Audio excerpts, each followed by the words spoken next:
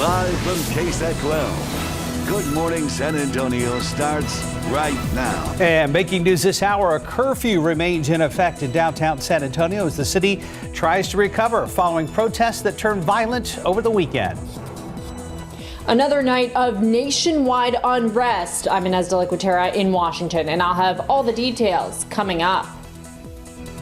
And taking you live outside with Live Cam. We saw rain at our house yesterday. What are the chances of getting more today? We'll check in with Mike. And good morning. New month, new week. Good morning, everybody. It is Monday. It is June 1st. All right, we did not plan this, but look at your tie and look at my dress.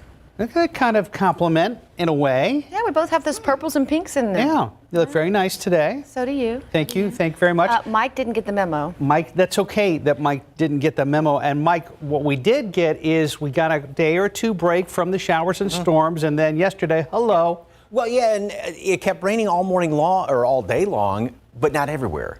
Yeah, so, we got not a good everywhere. downpouring. It's like I walked outside, it's like, smells like rain, you know, and there was a lot of radar, but not everybody got rain. Now, we are going to be seeing more today and potentially some heavy downpours. Okay. So we'll have to watch out for that, especially in parts of the hill country. There's some more showers popping up in western Bandera County where you had some pretty good downpours in the past 12 hours. So we've got these scattered showers around here, and a couple of them almost looks like right here on the extreme southwest side of Bexar County, extreme northwest Atascosa County. That's starting to grow a little bit. We're not seeing any lightning as of yet, but don't be surprised about that. So a few scattered showers around here. And again, there's more going on in the western part of Bandera County. So watch it around some of the low water crossings out there for some heavier downpours this morning. And more is developing down here along the coast and coming up in up to the northwest. And so some of those showers, especially later on today, some of the thunderstorms will have some potentially, like I said, heavy downpours. Upper 60s, low 70s, close to normal readings right now.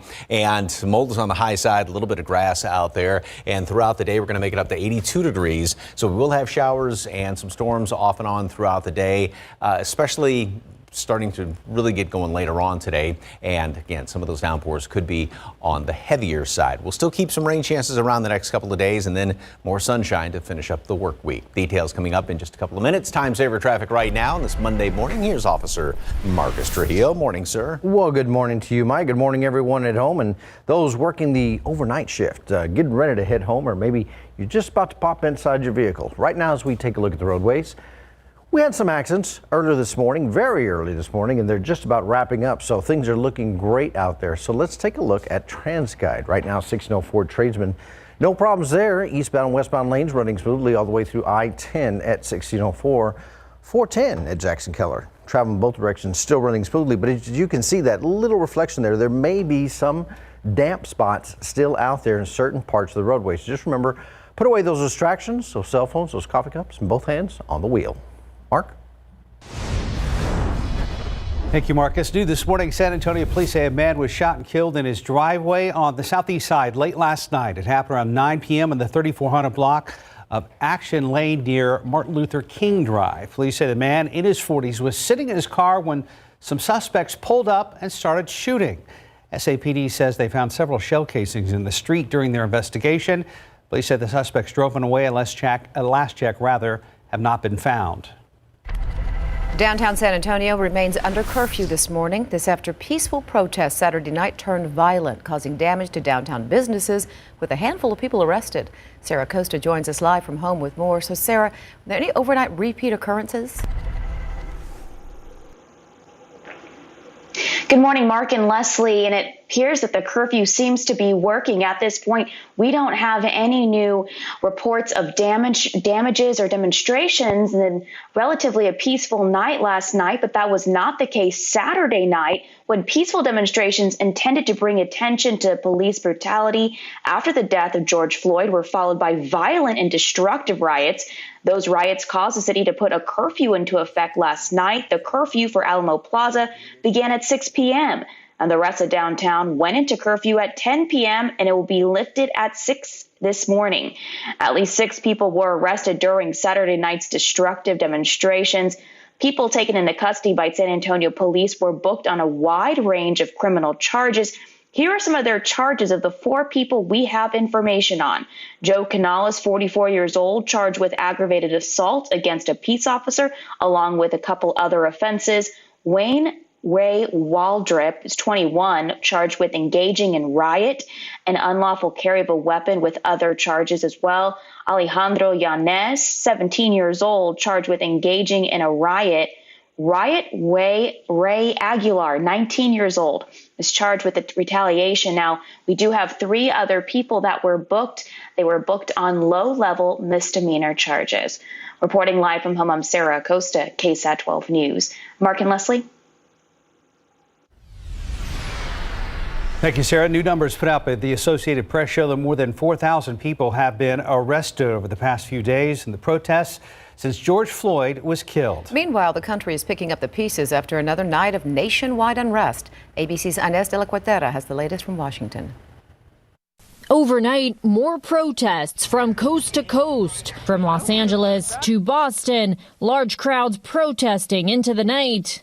A dramatic scene unfolding in Minneapolis. This tanker truck driving onto a closed highway, barreling towards crowds of peaceful protesters. It's been awesome seeing the community come out, taking a moment of silence for George Floyd. And you just see a semi-truck come barreling through, trying to kill people. And I don't understand. New York seeing mostly peaceful protests, even as police announced nearly 800 arrests over the weekend. There are instigators that are erupting in this violence, and it reflects on black people. In LA, police firing tear gas to scatter looters, while in Miami, protesters themselves took care of that, with many forming a human chain to protect a CVS when others tried to break into the store. In Washington, D.C., protesters setting a large fire just blocks from the White House and shouting, "You are the threat," to police in riot gear. President Trump remaining mostly out of sight on Sunday, except on Twitter. Critics claim the president is adding fuel to the fire, calling for law and order and saying the Secret Service was ready, if needed, to take on protesters with vicious dogs and ominous weapons. George Floyd's brother with this message. You could be angry. You could be frustrated, but channel it in another way where justice will be served. And the officer seen with his knee on Floyd's neck was set to appear in court today. That date has now been pushed back to June 8th after he was transferred to state prison. Inés de la Cuartera, ABC News, Washington. 437, 72 degrees. Still ahead on GMSA, a look at what experts are saying when it comes to talking to your kids about the protests gripping the nation and the story behind it.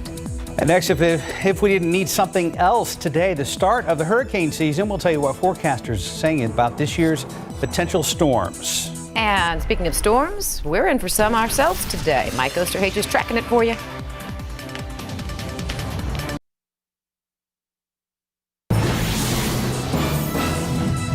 In your other morning headlines, Democrats kicking off their first large-scale virtual convention here in Texas as plans for a traditional national convention this summer remain up in the air. The state convention begins today and will include video appearances by Joe Biden and House Speaker Nancy Pelosi. The coronavirus pandemic scrapped plans for Texas Democrats to hold an in-person convention here in San Antonio. They hope the virtual gathering will serve as a springboard toward November, when Democrats say they have a rare shot at reclaiming power in Texas. Meanwhile, Texas Republicans are still planning to hold their state convention in person in July. Well, this weekend, Pope Francis resumed his traditional Sunday greeting from his window on St. Peter's Square after nearly 3 months of lockdown. It's a small sign of all life returning to normal at the Vatican and in Italy as the country begins to open up.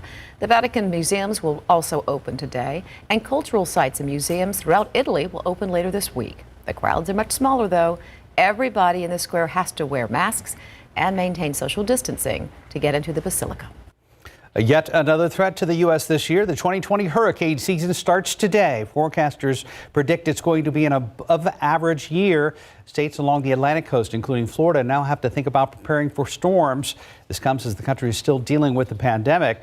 Officials who've been calling for residents to stay inside due to the virus could soon be telling people to evacuate their homes and move to shelters. Hurricane season lasts through the end of November. Oh, we don't need anything else. Buckle up, people. Yeah, 442, 72 degrees. Still ahead of toddler to teen, from toddlers to teens, I should say, what doctors say is the best way to communicate with your children about protests going on across the country. And next, skin cancer is the most common type of cancer in the U.S. Important information from health experts you need to know before you soak up too much sun this summer.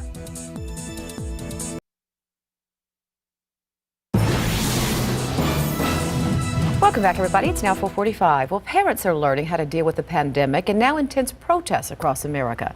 In today's GMA First Look, ABC's Deborah Roberts talked to parents about this unique situation.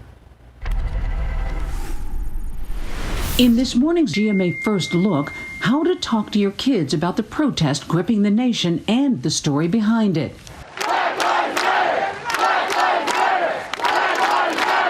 Sarah Smith, a mom of 3 black children in a predominantly white community, worries for her sons. I'm scared for my son every single day that he leaves our house because I don't know what could happen to him. Parents everywhere searching for words, and not just parents of color. The conversations that we're having in our home, honestly, have been a little bit strained. We are sort of grappling with how much to really tell them about and talk to them about. And coming up at 7 a.m., we'll talk live with Dr. Janet Taylor about how best to communicate with your child from toddler to teen. With your GMA First Look, I'm Deborah Roberts, ABC News. Before soaking up those rays this summer, take a moment to make sure you are protecting your skin. As CNN's Meredith Wood reports, there's more to be worried about than just a painful sunburn. Skin cancer. It's the most common cancer in the United States. But how much do you really know about this disease? There are 3 common types of skin cancer. The most common are basal cell and squamous cell sarcomas. They form in the top layers of your skin and are considered highly curable. The 3rd type, melanoma, is more dangerous. It forms deeper in the cells that give your skin its color. It is responsible for the most deaths out of the 3 types. Overexposure to the sun's ultraviolet rays, UVA and UVB, are generally what cause these types of cancers. UVA rays can reach deep into your skin, causing sunburns and damaging your connective tissue and the skin's DNA. Some genetic factors, such as being fair-skinned or having a weak immune system, can put people at greater risk for non-melanoma skin cancer. Help yourself by limiting your exposure to the sun, especially when the sun is at its strongest. The Environmental Protection Agency and the National Weather Service teamed up to release a daily UV index, so you know when to limit your time outside.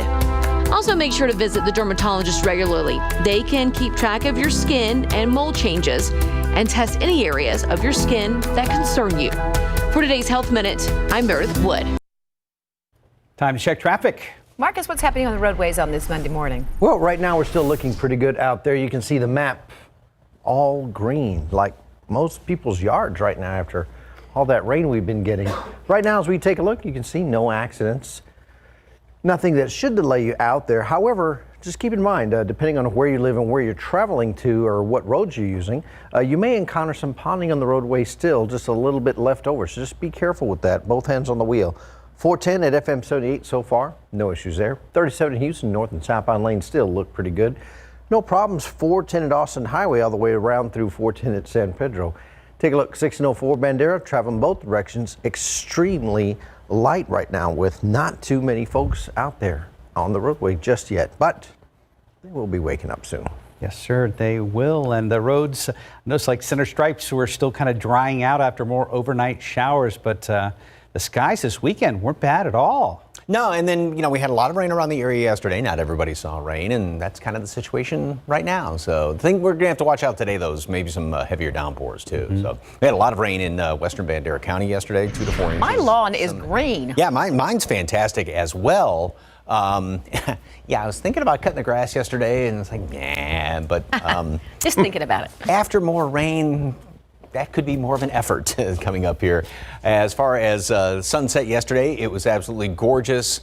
And I don't know if we're going to have as pretty of a sunset this morning, or this afternoon, pardon me. 72 degrees here in town. Normal low is right around 70. Valverde at 70, upper 60s in parts of the hill country. And we are seeing more showers developing. And, you know, just in the past couple of hours as this loops on through here, obviously there's more. They're starting to pick up a bit more in intensity. We've got a pretty good shower downpour there on the southwest side of Bexar County. Another one that's coming in right now on the southeast side of town. That's going to be working its way across downtown. And then again, out in the hill country, this is where you don't need more rain, like I mentioned, in western Bandera County, a lot of it in western Kerr County. Everything's moving along at a fairly decent clip, but of course, on top of all the rain that you had, anything's going to be running off because the ground's pretty well saturated. And then we're starting to see things pick up a little bit more right around Beeville there, and more of the showers are coming in here from the Gulf of Mexico. And this is the radar loop over the past 12 hours, and you can see those heavier storms that dumped a lot of rain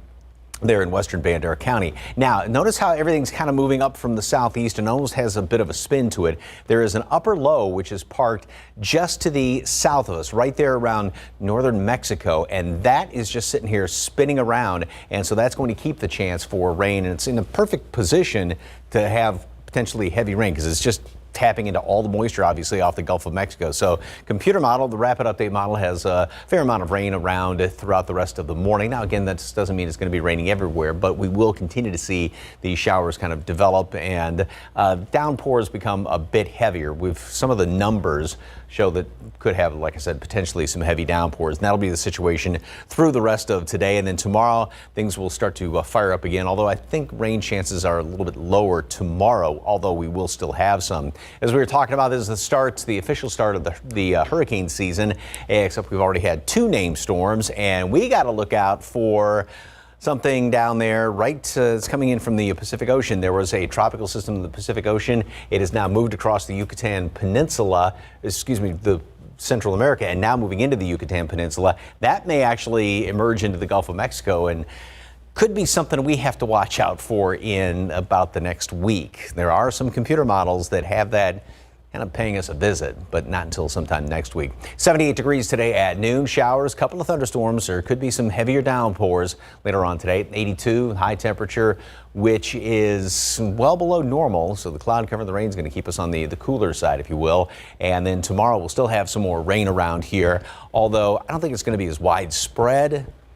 88 for a high temperature, 89, a couple of showers on Wednesday. Then we're going to start to clear out somewhat by the end of the week, and temperatures will be in the low 90s, another shower or 2 by Sunday. So again, today, just watch out for some of those heavier downpours. Thank you, Mike. 452, 72 degrees. Coming up next, we're going to take a look at how several streaming services in Hollywood are responding to protests over the death of George Floyd. Here are your lottery numbers this morning. Pick 3 numbers, 289, Fireball 6, Daily 4, 8648, Fireball 6. And your Cash 5 numbers, 3, 8, 12, 19, 21. Lotto numbers, 8, 22, 26, 47, 48, 49. And Powerball from Saturday, 13, 32, 41, 58, 60. Powerball of 14, Power Play of 2.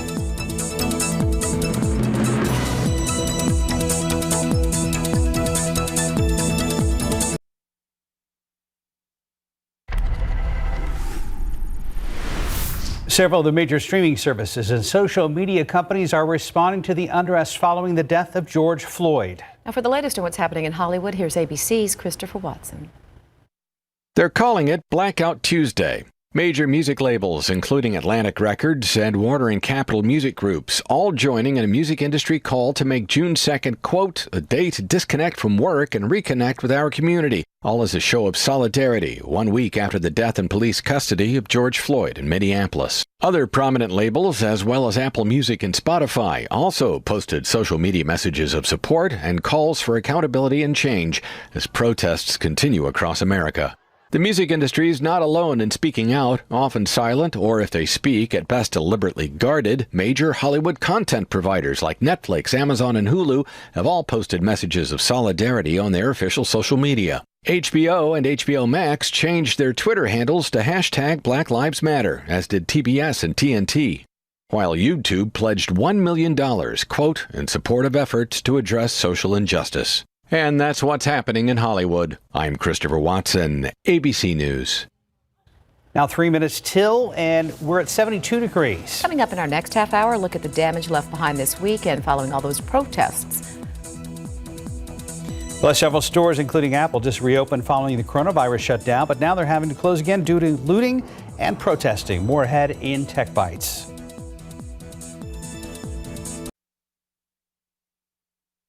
Live from KSAT 12. Good Morning San Antonio starts right now. A curfew remains in effect for downtown San Antonio as the Alamo City reacts to protests that turned violent over the weekend. Plus, the latest on a shooting near downtown that left a man critically injured. Showers and storms back in our forecast as early as now. Good morning, everybody. It is Monday. It is June 1st. Thanks for being with us this morning. Entering a brand new month and a brand new week today. But I don't think we have a brand new weather pattern. Well, not necessarily. It looks like things kind of got back to where we've been the last 24 hours or so. Well, different pattern than what we had last week, when we had all those afternoon storms and everything. Now, we do have more showers around the area, a couple of thunderstorms, but we're not looking at severe weather. We're just looking at potentially some heavier downpours. We did have a lot of rain overnight, of course, in western Bandera County. There's more out there as of right now. 72 degrees at the airport, 64 Rock Springs, and 72 down the road in Cotulla.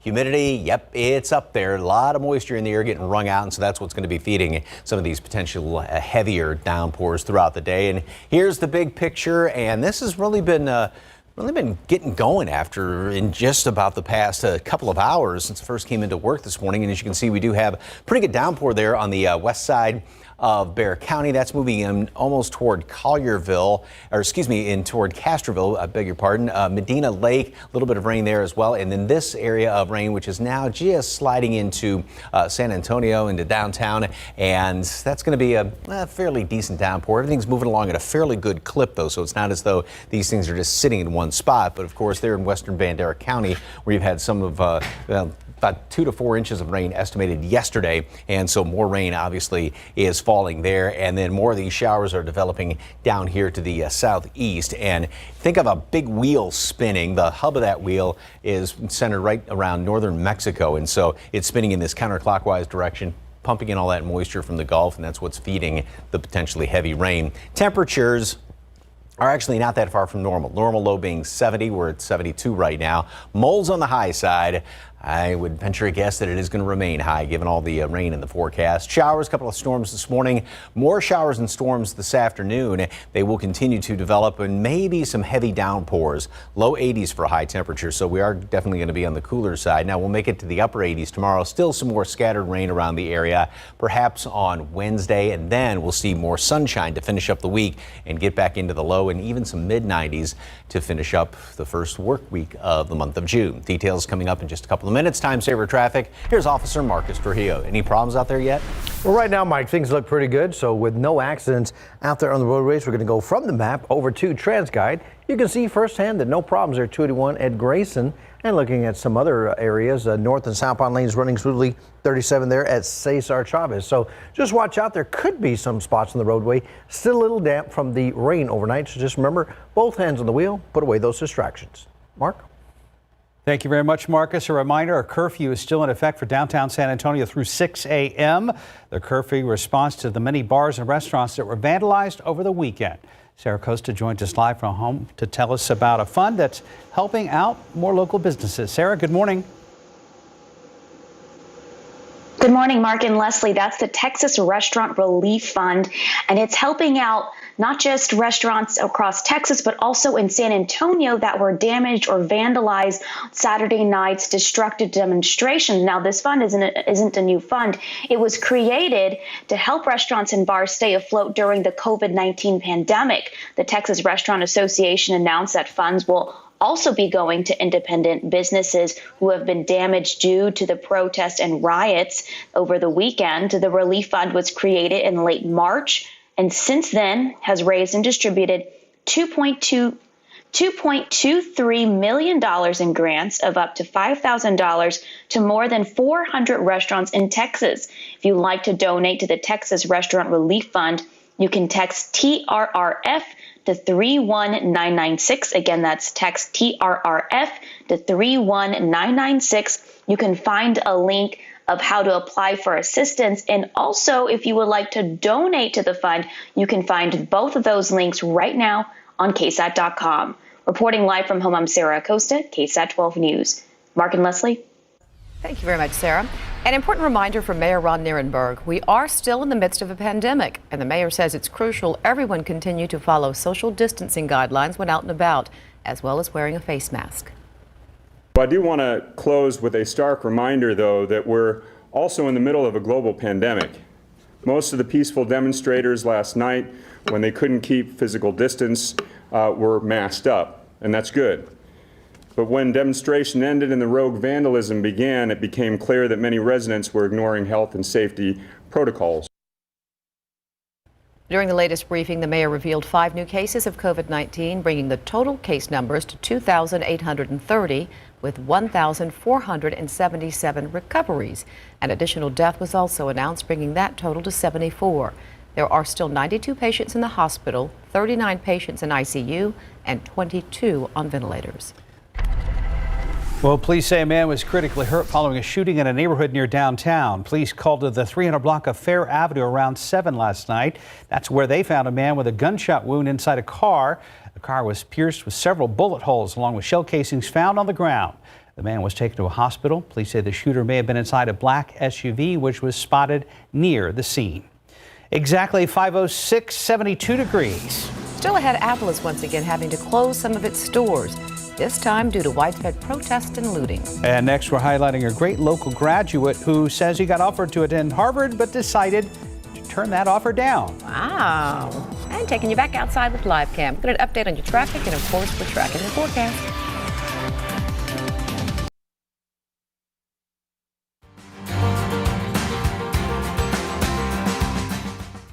Welcome back. It's now 9 minutes after 5. Playing multiple sports and graduating in the top 1% of his class. It's what today's great graduate has achieved. Sarah Costa introduces us to Jackson Macias for Clemens High School and tells us why he turned down Harvard for another great opportunity. Wrestling, football, and soccer are some of the sports that Clemens High School senior Jackson Macias has excelled in. He has also been a leader in the Air Force JROTC program for 4 years. Despite those accomplishments, Macias says he's most proud of overcoming the challenge of time management, being able to conquer his dual credit and AP classes, graduating number 5 out of 590 students. Doing that and then maintaining the caliber of play in sports, so that was tough, but learning it was good, and I think it'll help me in the future. So when it came to deciding what college he would go to, it wasn't an easy choice.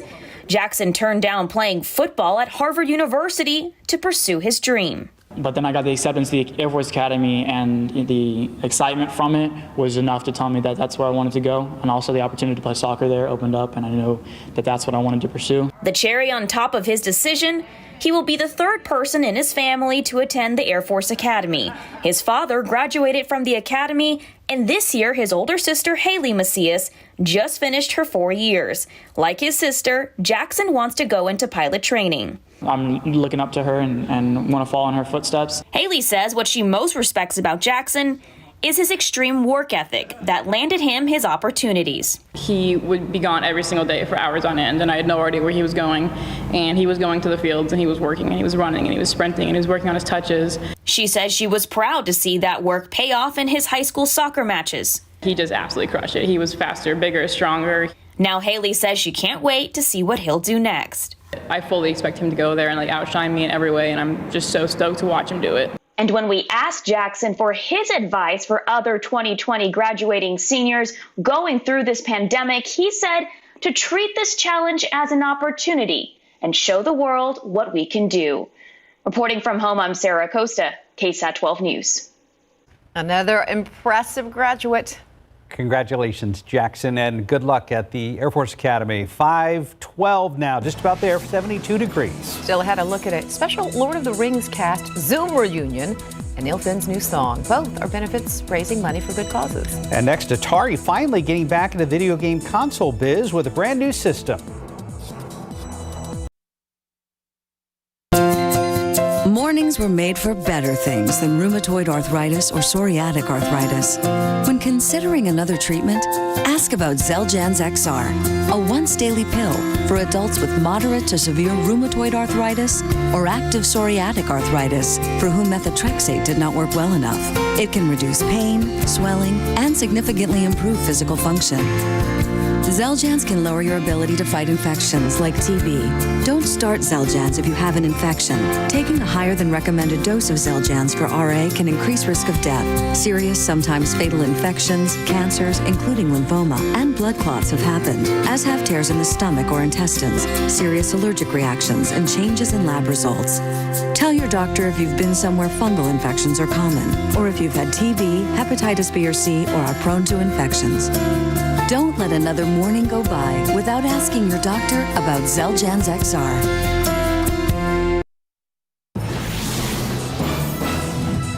Apple is closing stores amid the widespread protesting and looting taking place in cities all across the country. ABC's Kenneth Moten has more details in today's Tech Bites. In today's Tech Bites, Apple closing stores because of protest violence. The company says a number of locations across the U.S.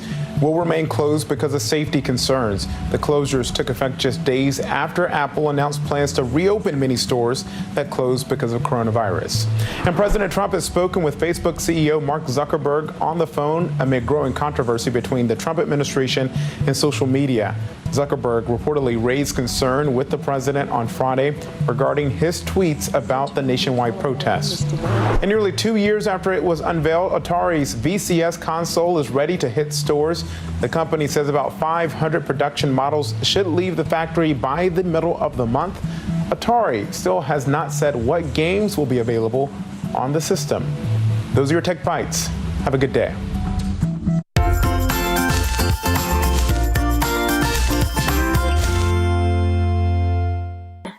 Welcome to this week's KSAT Kids News Brief. I'm Erica Hernandez, and we start this week with a look at some of the places that are reopening up this month. The McNay Art Museum has announced they will be reopening on June 26, and the Selena exhibit inside will be extended.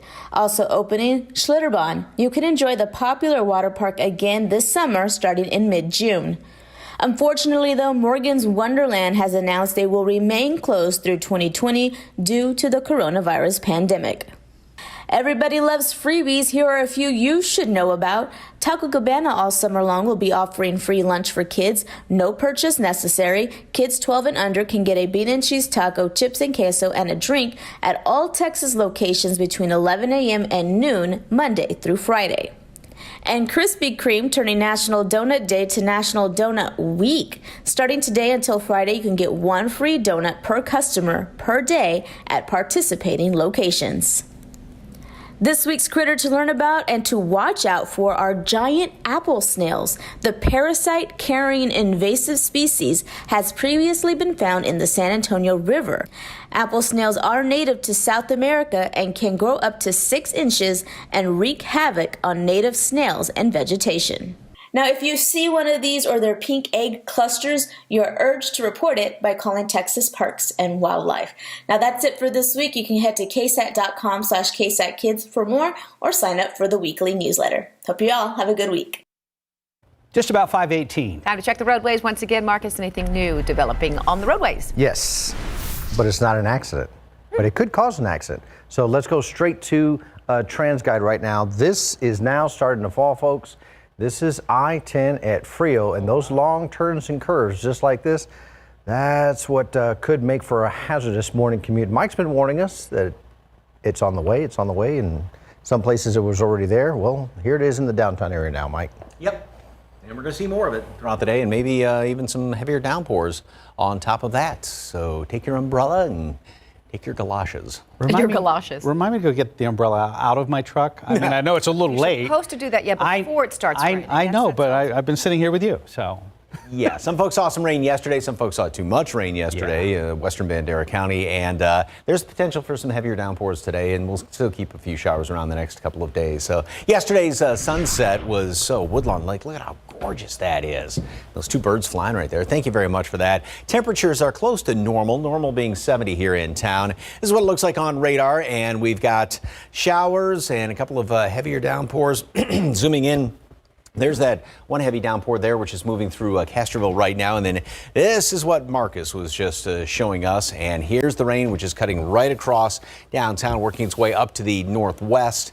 And it's moving along at a decent pace. So therefore, it's not just sitting in one spot to just dump a lot of rain. But again, some of these downpours, because it is so humid out there, could be on the heavier side. So this is going to make it for a slow commute this morning. And then there's some of that heavy rain. Now, most of it's in extreme western Kerr County, but yesterday there were an estimated 2 to 4 inches of rain in parts of western Bandera County. And then down to the southeast, more of this is developing. Now, we're not going to be, the concern today is heavy rain. And obviously within some areas, ground fairly saturated, runoff, minor flooding could be an issue, but we're not looking at any severe weather like what we had last week. It's a completely different sort of weather pattern. The culprit is, and you can see sort of the counterclockwise spin here, there's an upper low parked right there in northern Mexico, and that's what's going to be kind of hanging around here. It's in the perfect spot to tap into all the Gulf moisture, so that will keep the rain around, and this is what computer models are indicating.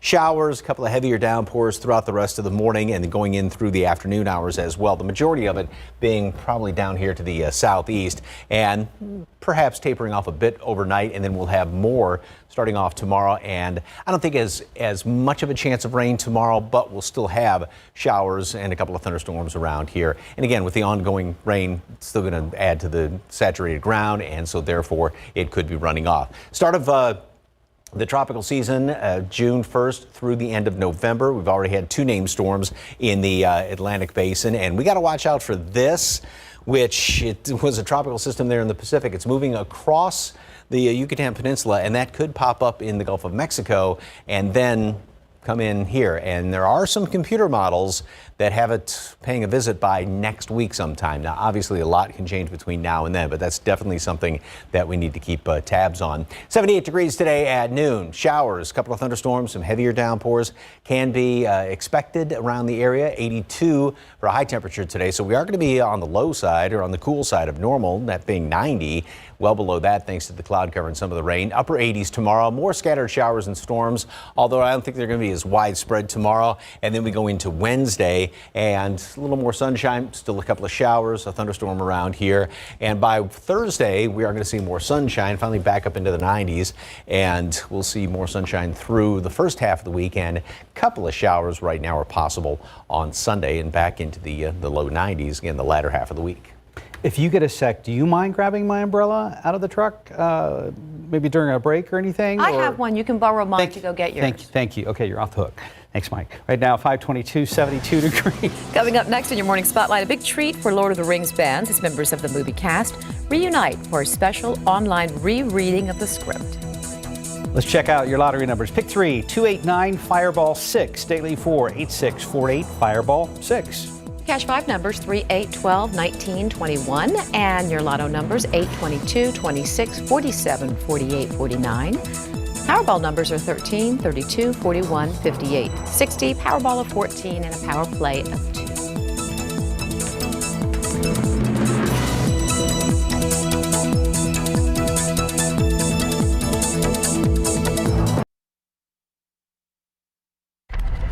A massive big screen reunion and an all-star musical collaboration, both raising money for good causes, and both have connections to New Zealand.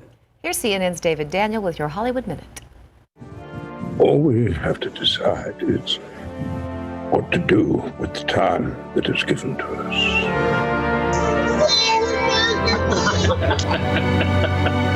Ladies and gentlemen, I give you Elijah Wood, Sean Astin, Dominic Moynihan, Billy Boyd, Orlando Bloom, and Sir Ian McKellen, my fellowship of the Rings. Josh Gad's latest Reunited Apart cast reunion is a biggie, The Lord of the Rings. Viggo Mortensen, Andy Serkis, Philippa Boyens, and Peter Jackson joined in. So did Sean Bean, Carl Urban, Miranda Otto, John Rhys-Davis, Liv Tyler, and more. They reminisced for nearly an hour, complete with props from the New Zealand set of the trilogy, as a fundraiser for the charity No Kid Hungry. You can find one Zoom to rule them all on Gad's YouTube channel.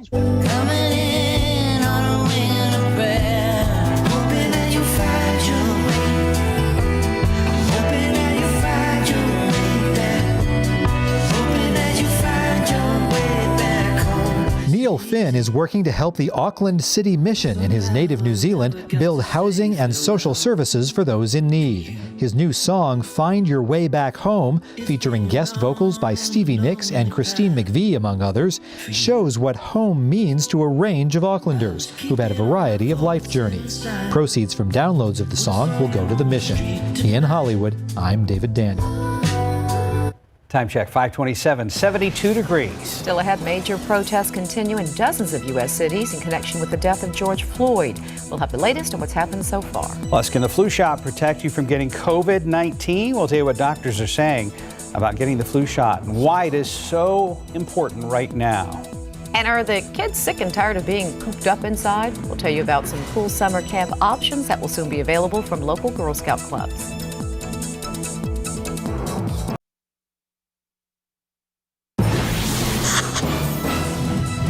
And a good morning to you. It is a new week, new month. It's Monday. It is June 1st, but you're still stuck with us. You are stuck with us, and we appreciate you putting up with us every morning. You have to put up with rain again today, too, if you're heading out, so keep that in mind. Here's Mike and Marcus with an update. Yeah, we are seeing a lot of rain around the downtown. This is a camera down there at Brook City Base, and usually you can see a nice outline of the all the buildings downtown, but not this morning because it's coming down pretty good here in town. We've got just a couple of patches here and there with some heavier rain, and this one cell, which is now in Castroville, up toward Medina Lake, moving off sort of to the northwest.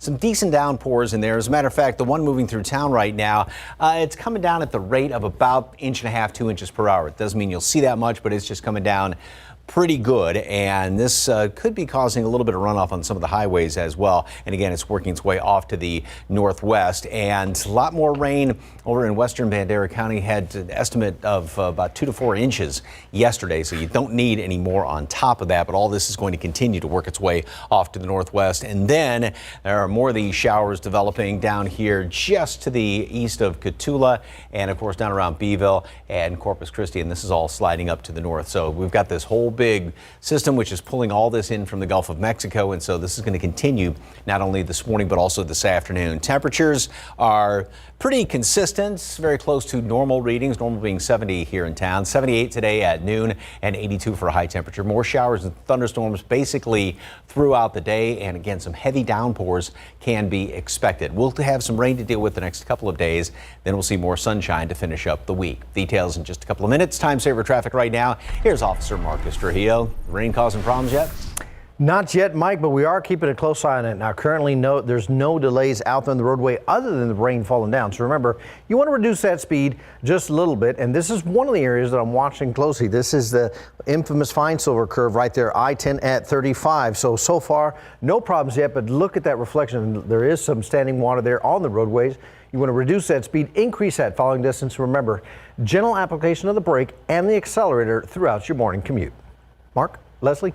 Thank you very much, Marcus. Well, it will be anything but business as usual for some downtown business owners. This Monday morning, they're still trying to recover after violence broke out Saturday evening following an otherwise peaceful protest. Katrina Weber is live downtown with that story. And we can see behind you that there are still some boarded up windows, Katrina. Do you have any idea which businesses will be able to open?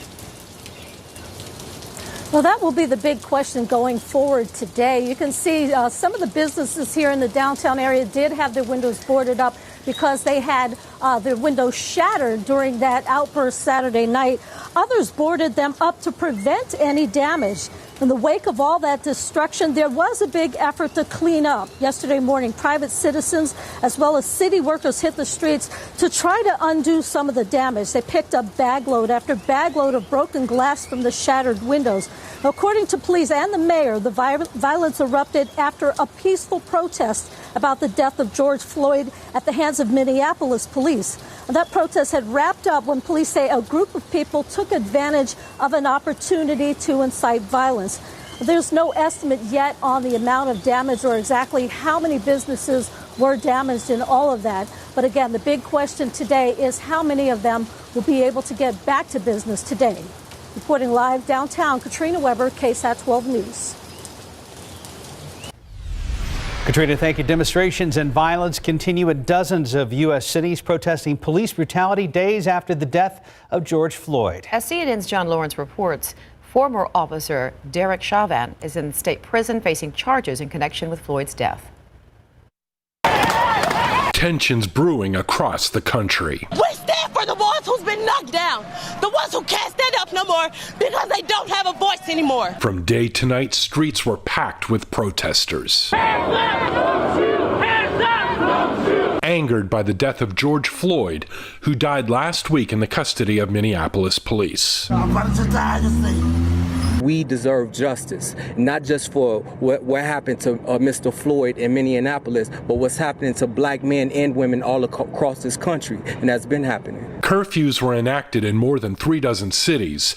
About 5,000 National Guard members were activated in 15 states. Go inside now! Get in the house! Although agitation was seen in many areas, including Atlanta, there were some inspiring scenes, including a moment of solidarity where members of the NYPD knelt with demonstrators in New York. And on Sunday, the Minneapolis police chief met with protesters at the site where Floyd's neck was pinned by an officer's knee. Our community members need to know that the men and women that put this badge on, that they are doing so in service to them, and they should not have to doubt. They should not have to doubt the integrity and if they're going to be treated in a compassionate and professional way. I'm John Lawrence reporting. Brazil has topped 500,000 confirmed cases of coronavirus. The country's health minister reported 16,000 new cases over the last 24 hours. They also reported 480 new coronavirus-related deaths in that time, bringing the total death count to more than 29,000. The country is second to the U.S. in the number of cases and has the fourth highest number of deaths linked to the virus globally. NASA has selected 8 U.S. manufacturers to build ventilators to treat patients suffering from COVID-19. NASA released a statement saying it received 100 applications from companies. The high-pressure ventilator being called Vital. NASA created the prototype for the machine in 37 days using parts already available in the supply chain. The prototype is reportedly a more affordable option for treating patients. The 8 companies will now use the agency's prototype to manufacture the machines. Amazon offering permanent positions to about 125,000 of its temporary workers. That's about 70% of the employees it's hired during the pandemic. The workers have been helping the company deal with increased demand from customers who are staying home right now. Amazon says the permanent positions paying $15 an hour will pay $15 an hour, continue to do so, and will start in June. In your morning consumer headlines, Target temporarily closing several stores and adjusting hours at dozens more. In a statement, the retailer says the move is a safety measure because of ongoing protests. The closures are in Atlanta, Minneapolis, Philadelphia, Chicago, and Oakland, California. Target says the workers impacted by the closures will still be paid for their scheduled hours. The Minnesota-based company is also helping its local community. Target says it will provide essentials to residents in areas where the protests caused the most damage. And if you've been buying meat, you've seen it. Prices are up over 21% for beef and nearly 18% for pork compared to last year. It's according to data company Nielsen. Right now, meat processing facilities are in the process of reopening after the coronavirus, but the agricultural department says production will still be down about 7%. Just about 5:38, 72 degrees. Still ahead, a look at how a local Girl Scout group is getting kids ready for summer camp. And next, why local doctors say getting your flu shot right now is more important than ever. And once again, taking you outside with live cam. We do have showers in the area. The roads are wet. Please be careful if you're heading out.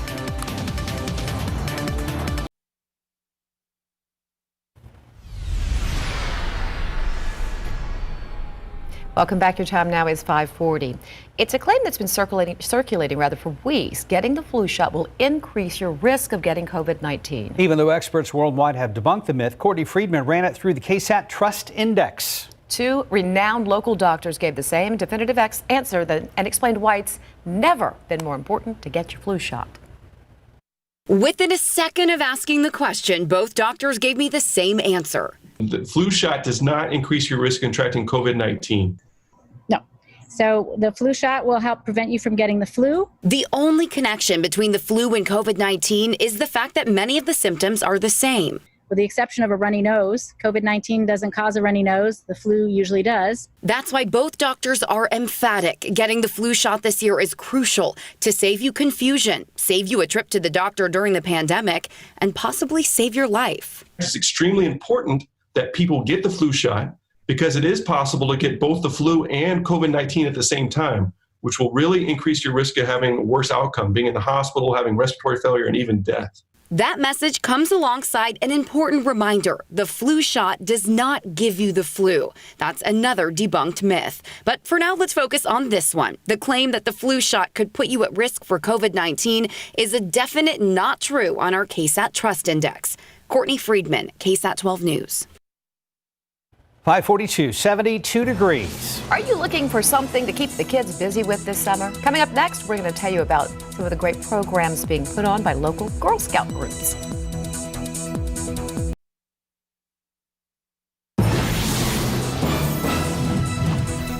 Your time now is 5:44.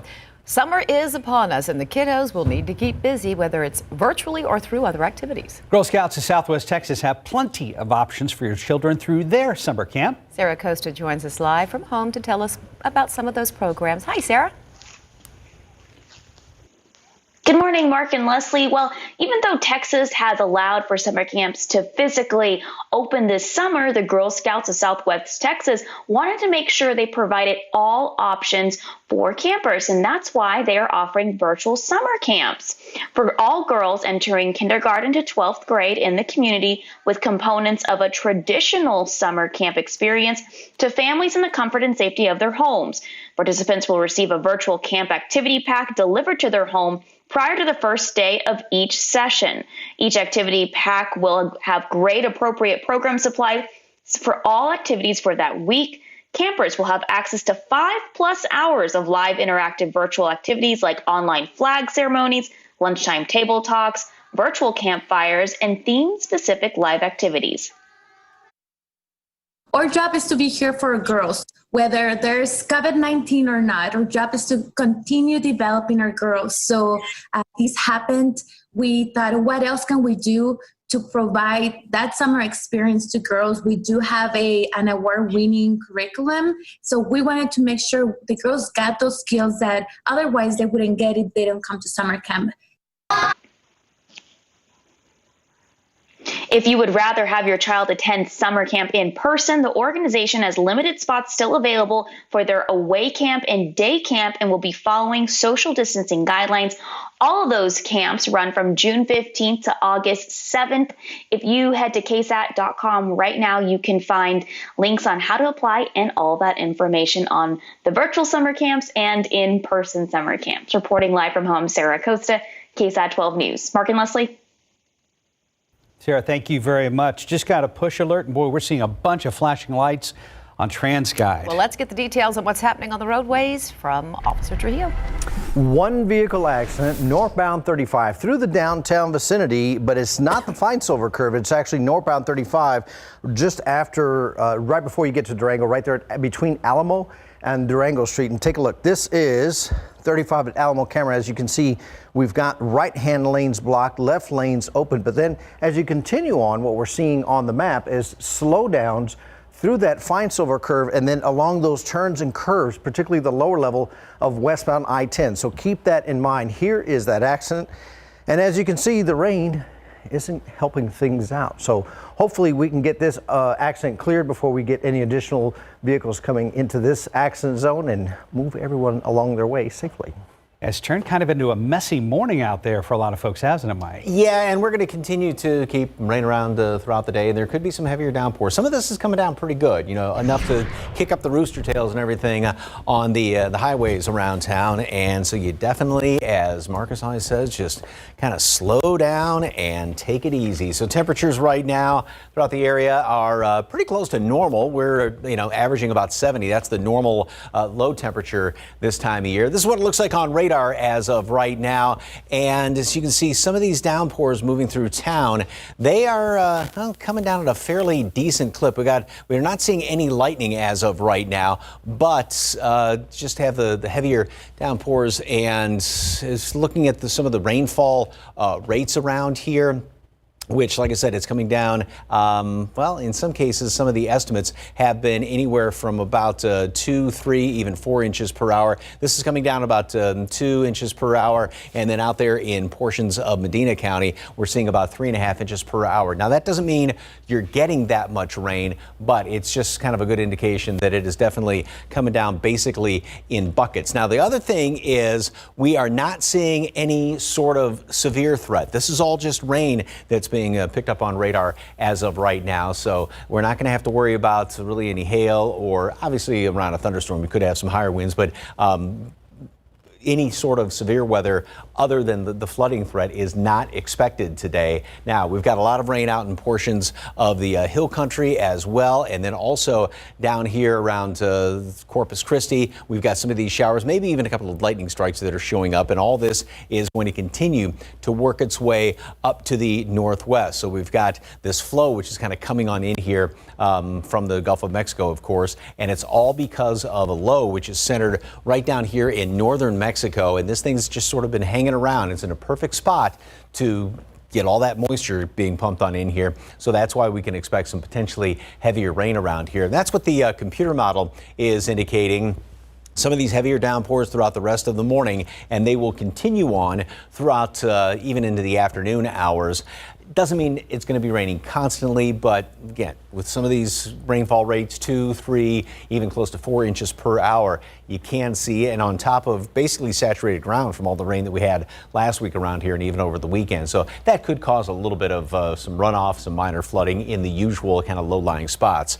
All right, today, of course, is the official beginning, even though it already began, the hurricane season. We've got 2 named storms, and we got to watch out for this system down here, which started off in the Pacific Ocean, and if it moves into the Gulf of Mexico and maintains tropical characteristics, it would be renamed and be the 3rd named storm of the season, and there are some indications that it could be coming in our direction. First of all, this high is going to start to dominate things. The low that I showed you in northern Mexico, that's going to sort of fizzle out. So by the latter half of the week, we're just going to have a lot more sunshine around here. Temperatures get back up into the 90s, and then by Sunday, perhaps a couple of showers are possible. Now, this one computer model actually does have that thing kind of coming in toward us by about this time or toward the middle of next week. So that's definitely a wait and see situation to see if that system does move into the Gulf of Mexico, if it becomes tropical, and if it moves in our direction. But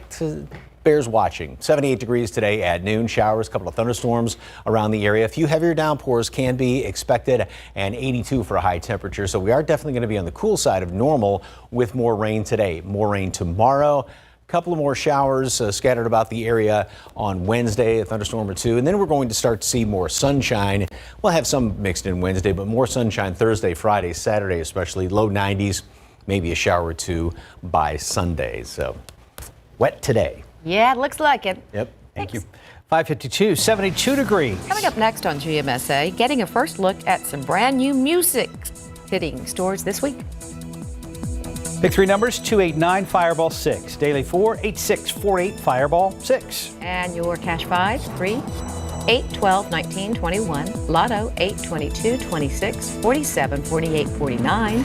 And your Powerball numbers are 13, 32, 41, 58, 60, and a Powerball of 14 and Power Play of 2.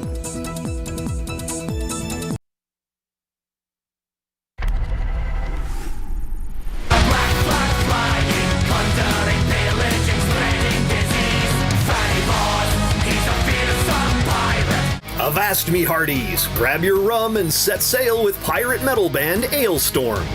Whoa! In Oban he was raised, he drank a bucket full of rum every single day. Whoa! Yeah, we're a band ostensibly about pirates, I suppose, playing heavy metal with lots of accordions, violins, folk music, and incredible quantities of drinking is the general thing we go for. But it's, all about having a good time and having some fun and making some good songs in the process. We are the pirate metal drinking crew.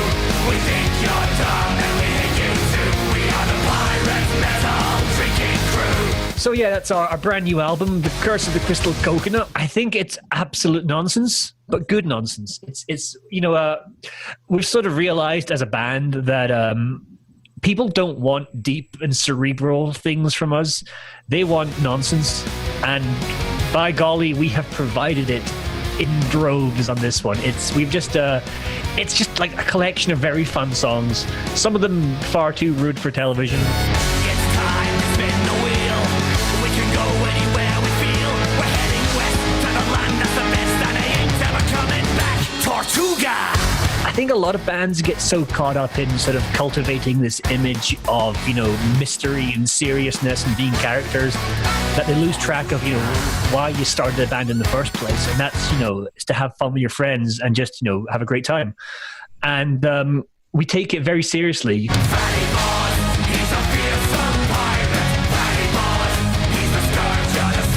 Hoisting the Jolly Roger in Hollywood, I'm Rick Damigella.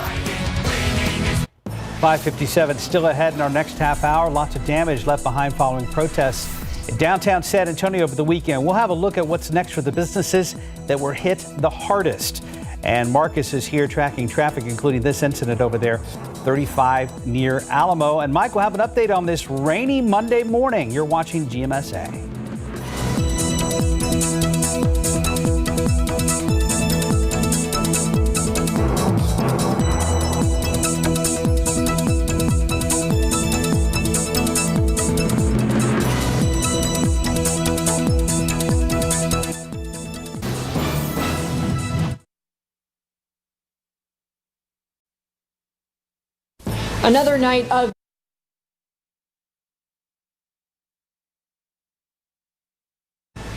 Another night of nationwide unrest. I'm Inez de la Cuetara in Washington, and I'll have all the details coming up.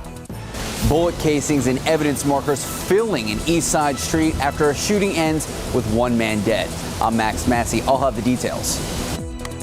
New week, new month, and we're starting it on a rainy note. As you can see some of those clouds over downtown San Antonio. We'll check in with Mike, and we need to check in also with Officer Marcus Trujillo with Time Saver Traffic.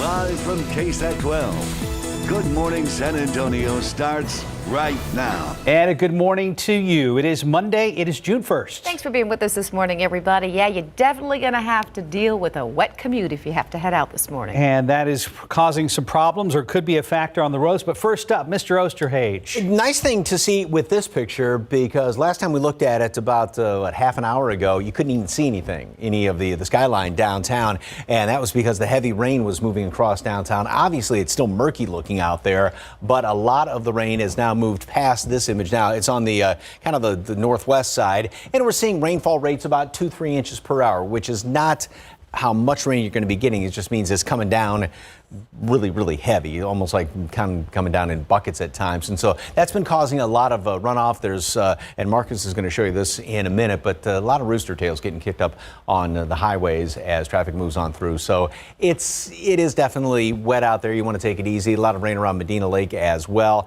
And there's some of the heavier pockets. The one thing we are not seeing with this, any lightning, nor are we going to be seeing anything severe. This is a whole different weather pattern than what we had last week when we kept putting up with the severe storms later on in the afternoons and the evening hours and overnight. But that's not going to be the situation. It's just going to be the potentially heavy rain.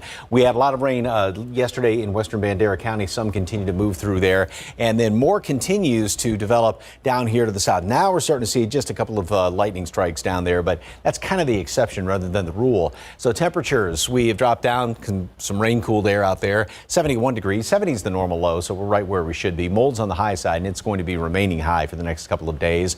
And as far as temperatures throughout the day, we will be kind of holding steady for the next couple of hours. More showers, a couple of thunderstorms. It's not going to be a huge warm up throughout the day. We'll make it to roughly the upper 70s today at noon, and then only the low 80s later on today, which is anywhere from 8 to 10 degrees below normal. More showers, more thunderstorms, potentially some heavy downpours.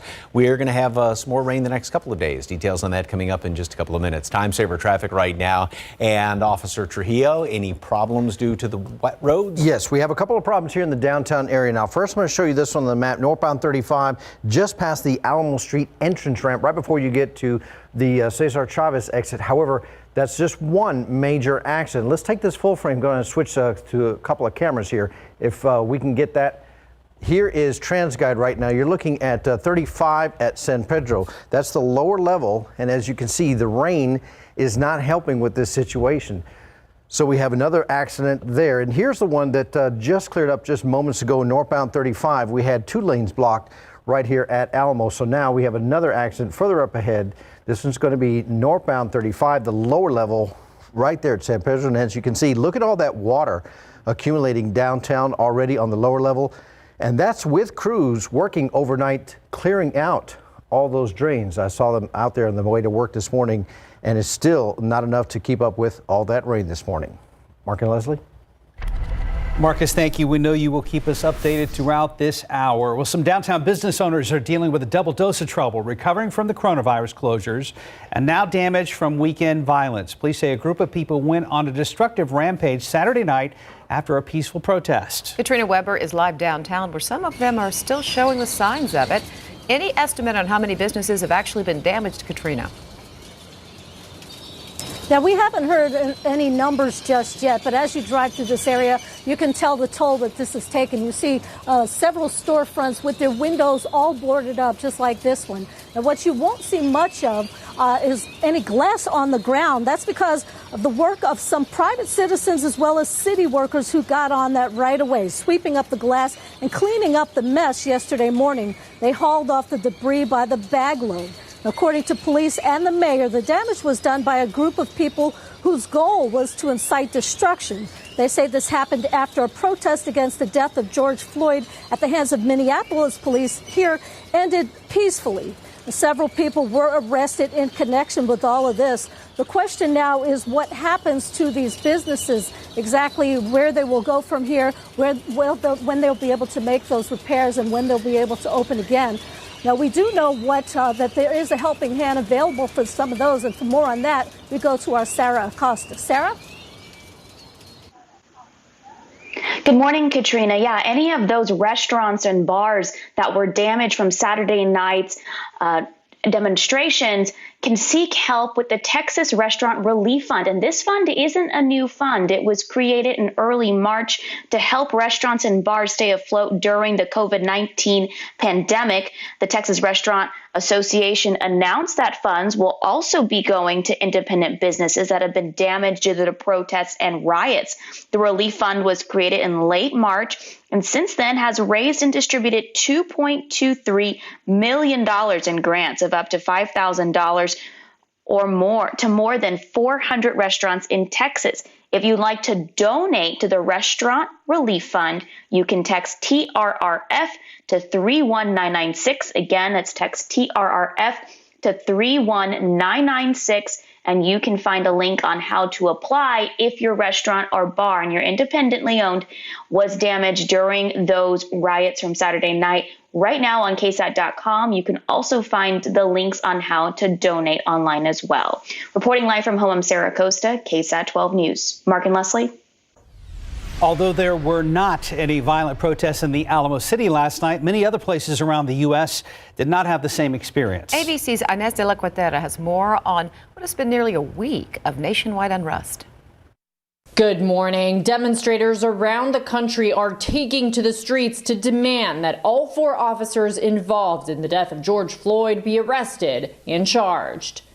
Overnight, more protests from coast to coast. From Los Angeles to Boston, large crowds protesting into the night. A dramatic scene unfolding in Minneapolis. This tanker truck driving onto a closed highway, barreling towards crowds of peaceful protesters. It's been awesome seeing the community come out, taking a moment of silence for George Floyd. And you just see a semi-truck come barreling through, trying to kill people. And I don't understand. While in Miami, protesters themselves took care of that, with many forming a human chain to protect a CVS when others tried to break into the store. In Washington, D.C., protesters setting a large fire just blocks from the White House and shouting, "You are the threat," to police in riot gear. George Floyd's brother with this message. You could be angry. You could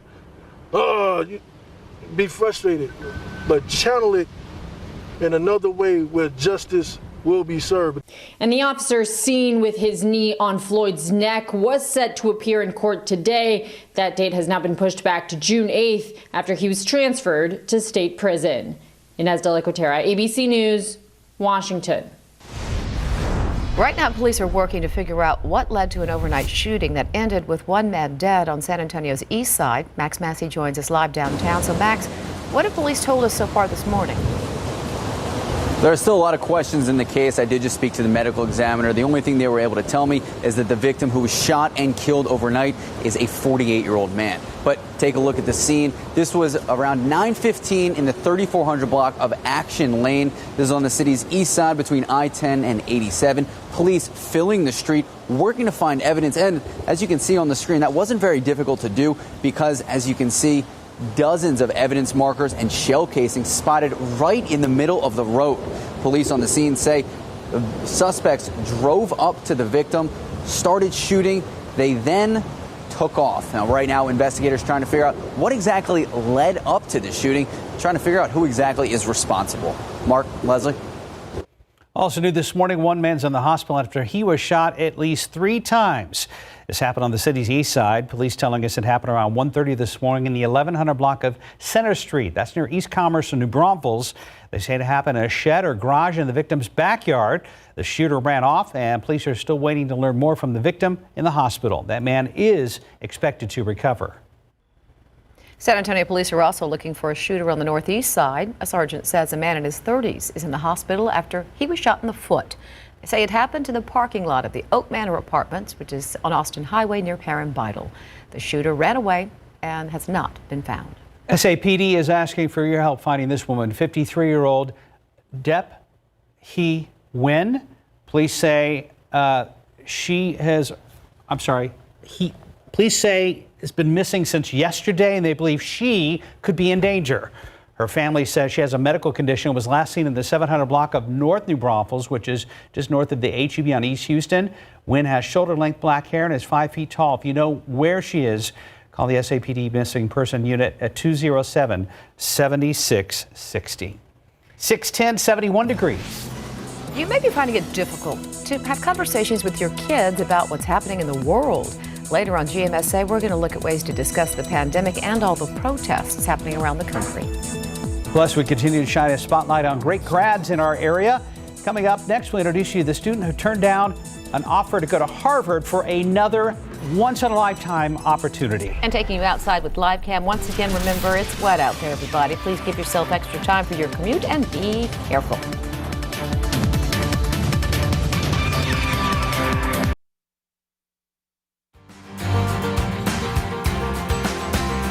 Welcome back. 614, playing multiple sports, graduating in the top 1% of his class. It's what today's great graduate has achieved. Sarah Costa introduces us to Jackson Macias from Clemens High School and tells us why he turned down Harvard for another great opportunity. Wrestling, football, and soccer are some of the sports that Clemens High School senior Jackson Macias has excelled in. He has also been a leader in the Air Force JROTC program for 4 years. Despite those accomplishments, Macias says he's most proud of overcoming the challenge of time management, being able to conquer his dual credit and AP classes, graduating number 5 out of 590 students. doing that and then maintaining the caliber of play in sports. So that was tough, but learning it was good, and I think it'll help me in the future. So when it came to deciding what college he would go to, it wasn't an easy choice. Jackson turned down playing football at Harvard University to pursue his dream. But then I got the acceptance to the Air Force Academy, and the excitement from it was enough to tell me that that's where I wanted to go. And also the opportunity to play soccer there opened up, and I know that that's what I wanted to pursue. The cherry on top of his decision, he will be the third person in his family to attend the Air Force Academy. His father graduated from the academy, and this year his older sister, Haley Macias, just finished her 4 years. Like his sister, Jackson wants to go into pilot training. I'm looking up to her and want to follow in her footsteps. Haley says what she most respects about Jackson is his extreme work ethic that landed him his opportunities. He would be gone every single day for hours on end, and I had no idea where he was going. And he was going to the fields, and he was working, and he was running, and he was sprinting, and he was working on his touches. She says she was proud to see that work pay off in his high school soccer matches. He just absolutely crushed it. He was faster, bigger, stronger. Now Haley says she can't wait to see what he'll do next. I fully expect him to go there and outshine me in every way, and I'm just so stoked to watch him do it. And when we asked Jackson for his advice for other 2020 graduating seniors going through this pandemic, he said to treat this challenge as an opportunity and show the world what we can do. Reporting from home, I'm Sarah Acosta, KSAT 12 News. And good luck to Jackson up there at Air Force Academy. 616. Impressive, isn't it? Yeah. Wow. Let's find out what's happening on the roadways. I know it's been very busy because the roads are wet, Marcus. And if you notice, take a look at the map here. What used to be all green, we're starting to get some colors of orange and red. Now, the darker orange, almost red, those are the areas we need to be concerned with. So if you're traveling through the downtown vicinity, you want to avoid the lower levels of 35. And despite crews being out there this morning, very early this morning, trying to clear all those drains from debris, we still have a lot of standing water on that area of the lower level northbound 35 and southbound 35 on the northern end of downtown. And that's where we have this accident here. These are the southbound lanes of 35. Right there at San Pedro. So as you take the lower level, you'll see still have a lot of standing water there. Use the upper decks if at all possible.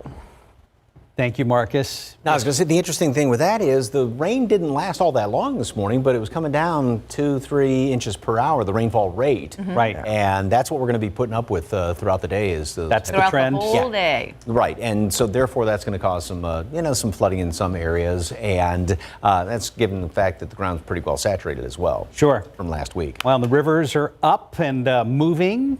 Yep, and doesn't that look nice and refreshing? So later on in the week, be a good time to maybe venture out and hit some of the rivers. Thank you very much for the KSAT Connect picture. Speaking of rainfall, yeah, we have had plenty of it in the past couple of weeks. For the month of May, 5 3/4 inches of rain. That's 1 3/4 inches above normal. And we've now finished up the meteorological spring. That goes from the 1st of March, April and May, finished up with just over 10 inches of rain, and that also is 1 3/4 inches above normal. And also since the first of the year, just over 13 inches and just over 1 inch above normal. And we've got more coming up here to start off the month of June. 71 degrees in town, normal is 70, so right where we should be, basically 60s in parts of the hill country. And we've got those pockets of rain. Everything's moving off to the northwest. And again, as this moved on through here, it didn't last all that long, but it was coming down at a really good clip. And you can see we've got some of those little heavier pockets of rain in there. There's not a lot of lightning associated with these storms. We do have a couple of lightning strikes that are being picked up well down to the southeast. That's kind of the exception rather than the rule. Also, we're not going to be dealing with, this is a different type of weather pattern than what we had last week when we kept seeing all those severe storms popping up in the afternoons and the evening hours. We're not looking at severe storms. There could be a couple of stronger thunderstorms out there. That's always a possibility, but we're not looking at the widespread severe storms like last week, but it's the heavy downpours we're going to be dealing with. So this is all continuing to work its way off to the northwest, and Western Bandera County yesterday, about 2 to 4 inches of rain was estimated, so we'll have to watch out for some more heavy rain on top of that. There are a few lightning strikes being detected down here along the coastal plain, and more of this rain that will continue to move on up to the northwest. And the reason is think of a big wheel spinning, and the center of that wheel, center of the low, is right there in northern Mexico, and so that's just pulling everything on in here. So we will continue to see more of these showers, potentially a few heavier downpours around throughout the rest of the morning, as well as going into the afternoon. Obviously, it won't be raining constantly, but there will be some of those showers around. And like I said, with the ground fairly saturated, most everything is going to be running off instead of soaking in. So could cause some minor problems in some of the low-lying areas. 78 degrees today at noon. Couple of showers, couple of thunderstorms around here. Again, heavy downpours are definitely something we'll have to watch out for.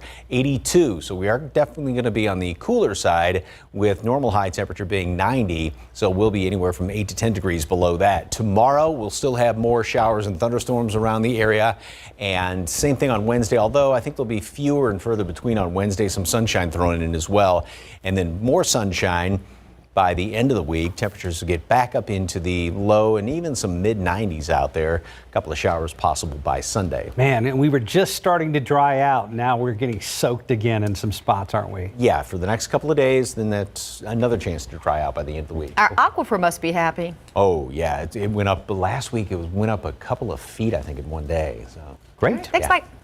621, 71 degrees. Parents have had to learn how to tell their children about a pandemic and now having to talk to their kids about the protests. In today's GMA First Look, we're going to see some ways to talk to your kids about it. Here's your secret word of the day. Enter it on KSAT.com/Circle K for a monthly chance to win free gas for a year. Every entry wins a Polar Pop. We are Circle K.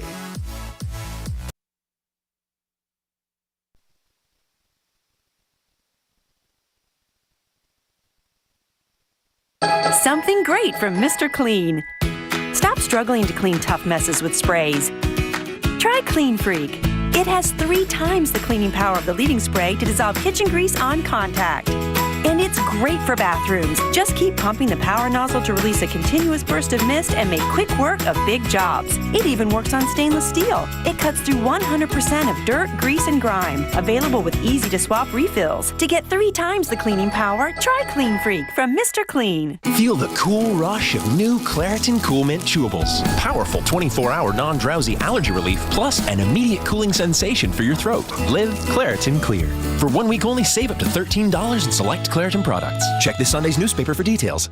All right, I brought in Ensure Max Protein to give you the protein you need with less of the sugar you don't. I'll take that. 30 grams of protein and 1 gram of sugar. Ensure Max Protein with nutrients to support immune health. In this morning's GMA First Look, how to talk to your kids about the protest gripping the nation and the story behind it.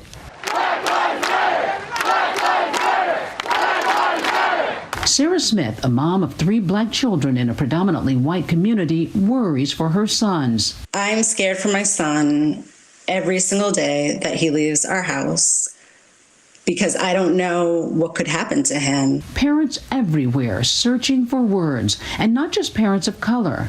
The conversations that we're having in our home, honestly, have been a little bit strained. We are sort of grappling with how much to really tell them about and talk to them about.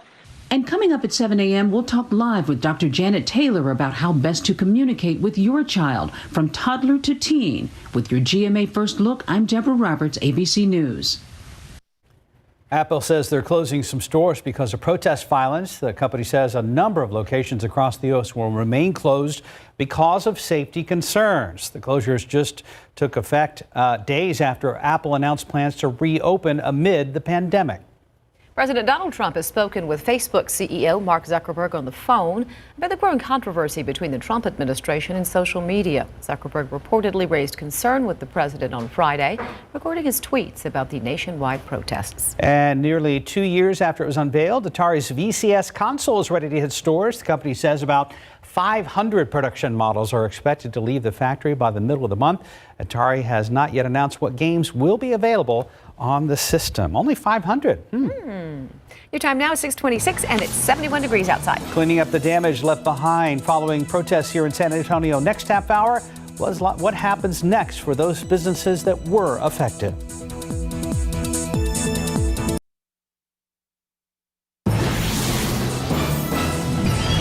The work week will get off to somewhat of an uncertain start after Saturday night's destruction downtown. Good morning, I'm Katrina Weber. I'll tell you more about that. A 48-year-old man shot and killed in the driveway of an East Side home. I'm Max Massey. I'll have the latest details from police. And for some of you, the day has started or will start with downpours. Mike will have an update, and we'll check in with Marcus because this is affecting traffic for some folks this morning. Good morning to you. Hope you had a wonderful weekend. It is Monday, June 1st. You have been busy tracking traffic this morning. And it seems like the majority of the problems here in the downtown vicinity seem to be centered around the lower levels of 35. Now, just a minute ago, we have had this southbound 35 right there at San Pedro. We have had that accident there in place.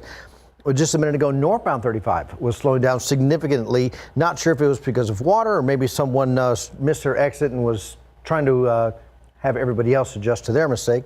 But it is flowing once again. But look at the upper deck. The upper deck's now starting to slow down. So the downtown area, not a fun place to be this morning. And Mike, showers have been moving through the area pretty much all night long into this morning. Well, they really just started developing about 3 hours ago or so. We didn't have that much earlier this morning. One thing to notice, though, from that picture that Marcus was just showing downtown here, it's not raining anymore, but it's all the rain that came. It didn't last all that long, but it came very hard, very heavy, and it's just kind of murky looking there, looking toward downtown from our south side camera. And the showers that moved through town, again, they didn't last all that long, but the rainfall rates were 2-3 inches per hour, which means it's coming down basically, or was coming down in buckets. And that's the situation over there on the northwest side of town, 1604 in toward Helotes, over in and around the SeaWorld area, and all this continues to work its way up into Leon Springs, around Bernie. Get ready because some of this is coming in your direction and more heading out there in toward the hill country. One area of concern is western Bandera County, where some estimates were 2 to 4 inches of rain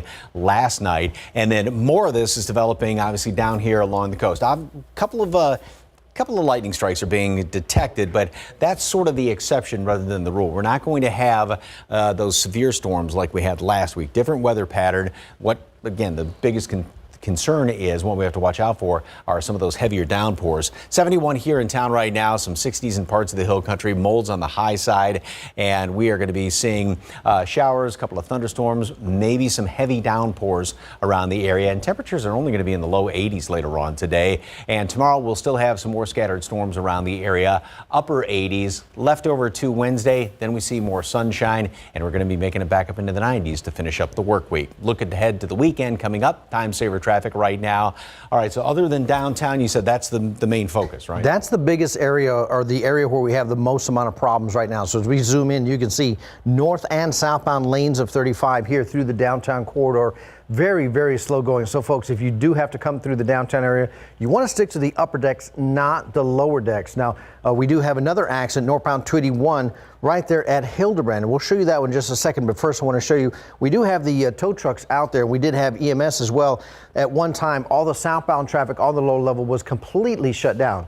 Right now, they did open up one lane once again, but it's still very, very slow going. So again, if you can use the upper deck, it's best to use the upper deck. Now, northbound 35 is slowing down right before you get to that 281 exit. 281 is backing up because of this accident here. Northbound 281, this is the almost camera. This is shooting back to, this is the Hildebrand Bridge right there. There's the pedestrian Hildebrand Bridge. And as you can see, only 2 lanes of northbound 281 at almost are available at this time. Leslie? Thank you, Marcus. Well, we now know a 48-year-old man has died after a shooting on the city's east side. Police responded to the call for shots fired in the 3400 block of Action Boulevard, which is a neighborhood between I-10 and Highway 87. Max Massey joins us live downtown. Max, what do we know about the shooting so far this morning?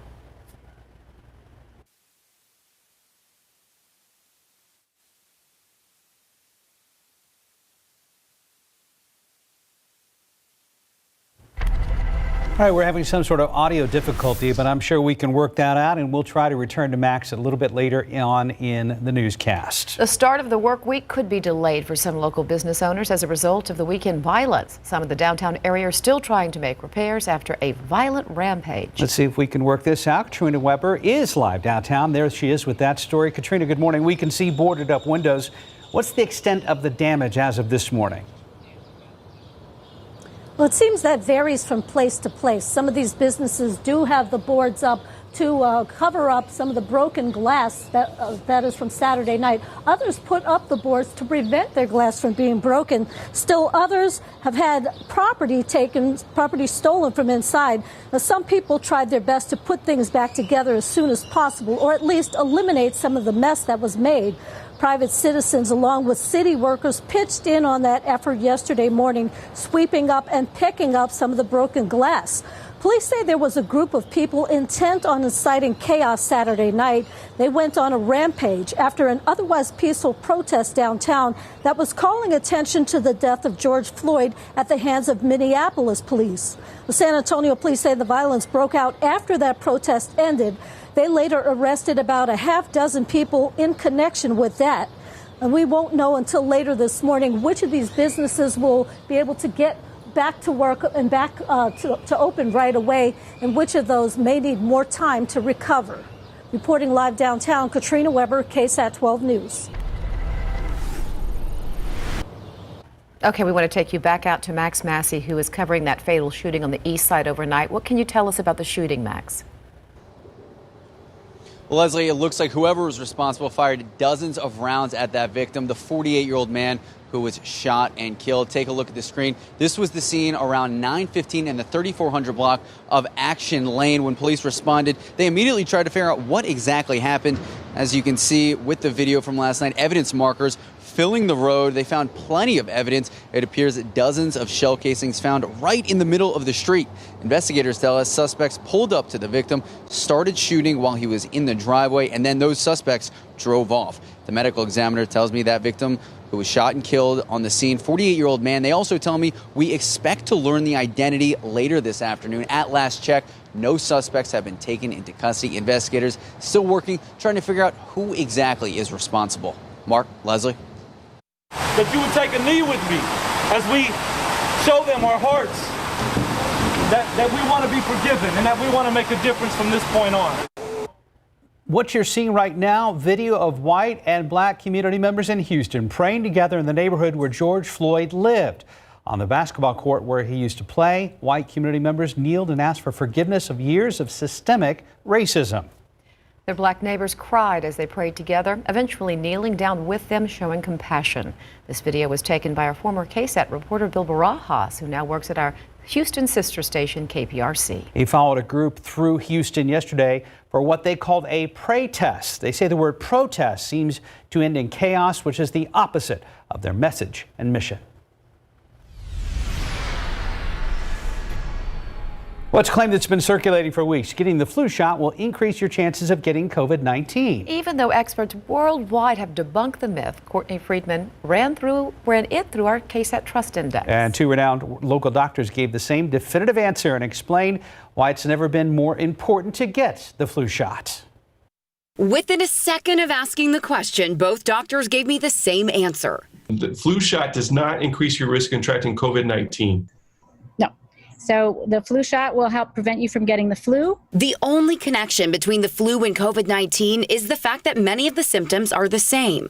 With the exception of a runny nose, COVID-19 doesn't cause a runny nose. The flu usually does. That's why both doctors are emphatic. Getting the flu shot this year is crucial to save you confusion, save you a trip to the doctor during the pandemic, and possibly save your life. It's extremely important that people get the flu shot, because it is possible to get both the flu and COVID-19 at the same time, which will really increase your risk of having a worse outcome, being in the hospital, having respiratory failure, and even death. That message comes alongside an important reminder. The flu shot does not give you the flu.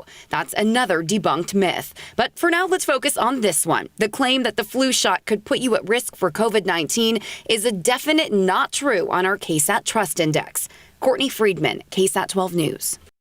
Well, if you hear any questionable claims or suspect something online isn't true, even around the community, just send it in to our KSAT Trust Index. Our goal is to stop misinformation and give you the information and resources you need to stay informed. You can upload what you want to be verified on KSAT.com. Just search Trust Index. 640, 71 degrees. The COVID-19 pandemic is making it more difficult to hold summer camps. So after the break, we're going to see how the Girl Scouts will provide virtual summer fun.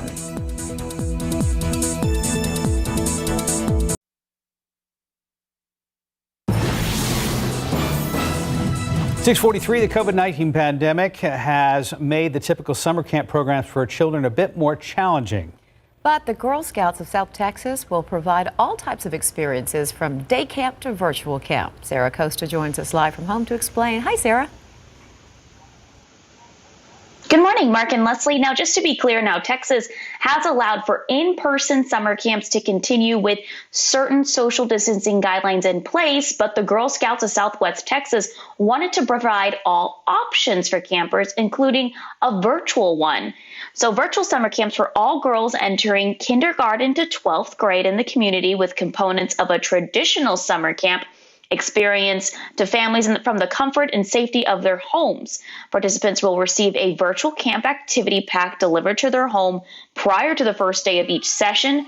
Each activity pack will have grade appropriate program supplies for all activities for that week. Campers will have access to 5+ hours of live interactive virtual activities like online flag ceremonies, lunchtime table talks, virtual campfires, and theme-specific like activities. So we thought, how can we do it easy so they don't have to be struggling? Oh, we need scissors, or we need this, or we need that. So we are sending them a box with everything, including instructions. A lot of our sessions are going to be live, but also they are going to be recorded.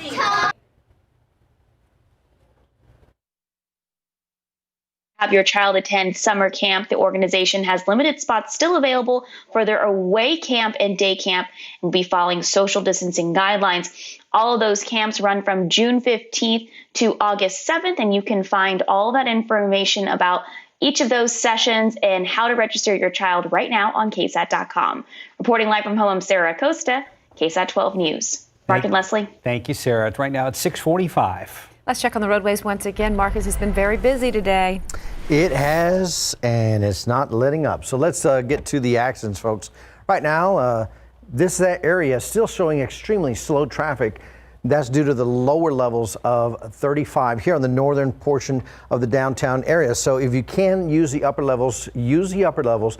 But the northbound lanes of 35, that's being slowed down by this accident on 281. Now, traffic is backed up that far. So northbound 281, they're still working that accident just past the pedestrian bridge there at Hildebrand. So it's right before you get to Almost. And then we have this one just popping up.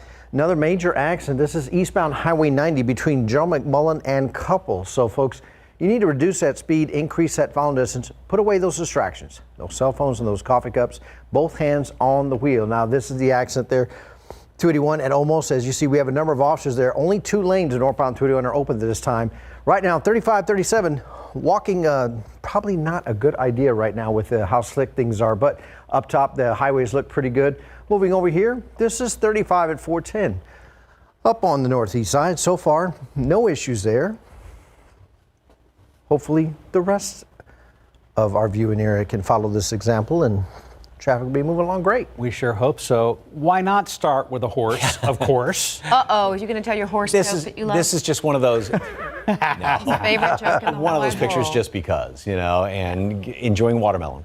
So what's better than a nice cold slice of watermelon on a warm summer day? But, you know, thank you very much for the KSAT Connect picture, by the way. Temperature is pretty close to normal right now. I was just talking with Justin Horn. He just came into work, and he said that he drove through this rain as it was coming in, as he was coming into work there. And he said it was like a tropical downpour, just running into a wall of water, basically.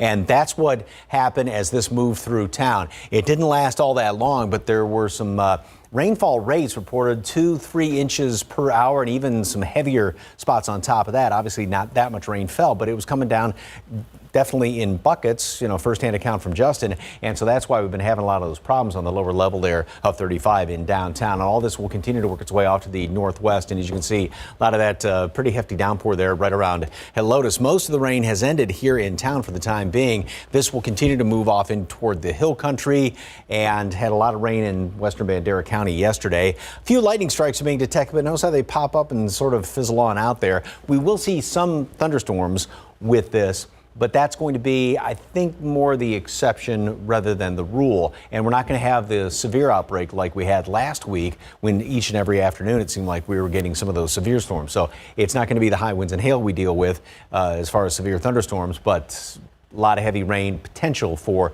some flooding. The upper low, and you can see the counterclockwise rotation, that's centered right there in northern Mexico. That's what is pulling in all the moisture. It's a perfect location to pump in all the moisture and then all these disturbances. So computer models keep a fair amount of rain around throughout the day with the heavier pockets scattered about the area. That'll be the situation even in through the afternoon, especially down there along the coastal plain. And then tomorrow looks like we're going to be, well, pretty much doing it all over again, maybe not quite as widespread tomorrow. All right, tropical season officially began, although we've had 2 named storms so far in the Atlantic season. And the update on this, which was a tropical system in the Atlantic Ocean, it's got more than a 60% chance of moving into the Bay of Campeche.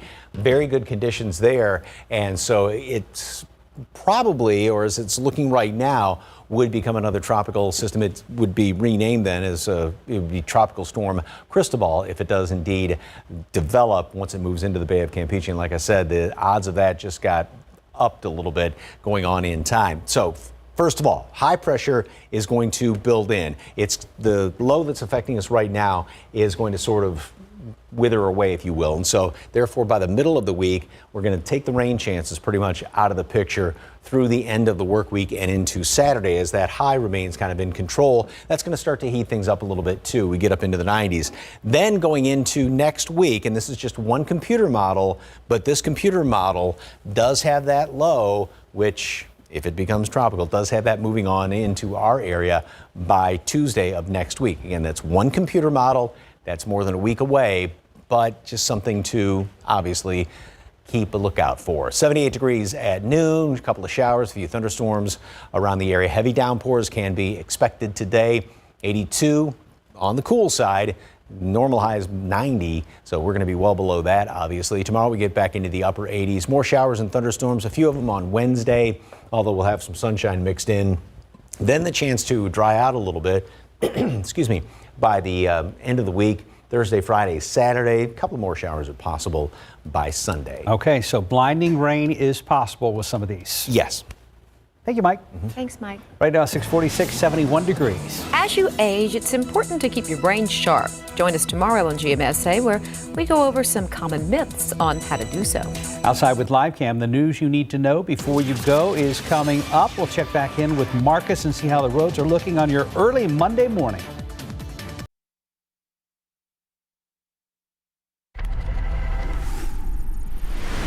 There will be no back to business this Monday morning for some business owners downtown. Good morning, I'm Katrina Weber. Some of them are still trying to undo the damage from the weekend. A group of private citizens and city workers got started on cleaning up right away yesterday morning, sweeping up the broken glass from Saturday night's rampage. Police say the violence was initiated by a group of people who were intent on inciting chaos. They shattered windows, painted graffiti, and in some cases took items from some businesses. It happened after a peaceful protest downtown against the death of George Floyd at the hands of Minneapolis police.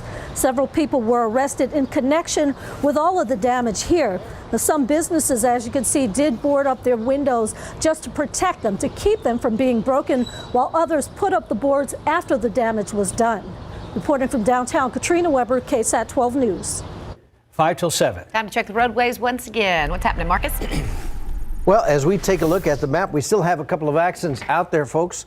Still clearing this. We still have a lot of heavy traffic here in the downtown area. And then northbound 281 right there just past Hildebrand, still clearing that major accident. Now we have another one eastbound Highway 90 between John McMullen and Couples Road. So as we go out to TransGuide, this is a shot of 35 and 37 northbound main lanes, as you see, slowing down for those folks exiting northbound 281 because they need to make it past this accident. Mike? Roads are definitely wet now. The rain throughout much of downtown has stopped. Kind of a murky picture, though. I mean, once again, we can't even see the skyline from our south side cam.